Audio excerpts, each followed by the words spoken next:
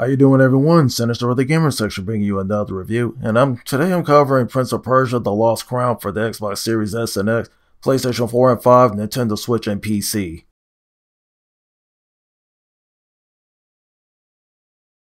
The setting takes place in Persia during the Great War. Prince Hassan has been kidnapped and it's up to the Immortals to rescue him.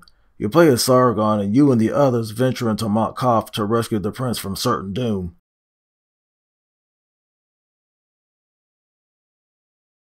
The game is presented from a side-scrolling point of view, and the camera is panned back. The colors used in the game are amazing with the right amount of lights and darks. An example of dark colors is in the beginning with the war battle. You can see the sunset in the background and the shadows of the warriors fighting. And plus there's parallax scrolling, as you can scroll from left to right and vice versa. And as for the bright colors, the day scenes at Mount Kaf are a prime example. The lighting inside and out are great with some shadows and illuminations whenever you go underground. And how was the animation of Prince of Persia? It's silky smooth and fluid and running at 60 frames per second on multiple platforms. The voice dialogue is cool. You can set it to the language of your choice.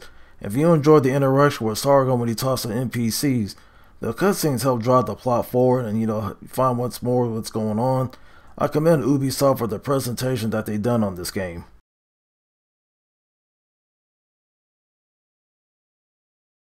Prince of Persia is a side-scrolling action platformer. The mechanics of some of the elements of the original game, like platforming and fighting enemies.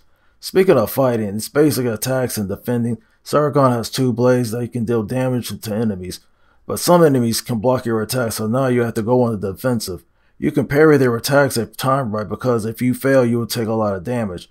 Also, when enemies glow yellow, you have a special parry, and the animation is played out, taking out your foes. It's all about learning their patterns and taking them out easily. And when they flash red, they can block your attacks, but you can't block their attacks. But it's best to slide under and attack from behind. Along the way, there's a map, and it's like Metrovania, can pinpoint certain locations, like for rare items.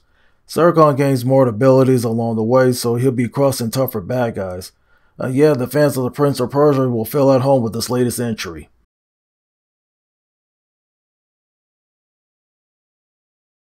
When it comes to the plotline is very perplexing with its twists and turns, and also if you die, it's best to find the closest walk tree to heal up, because they're very spaced out. But it's also, the good news is, if you're fighting bosses, you can restart and revive there.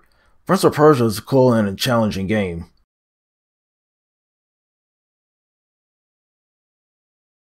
I give Prince of Persia: The Lost Crown a 4 out of 5. Thanks for tuning in. If you enjoyed the content, be sure to drop us a like and subscribe to the channel.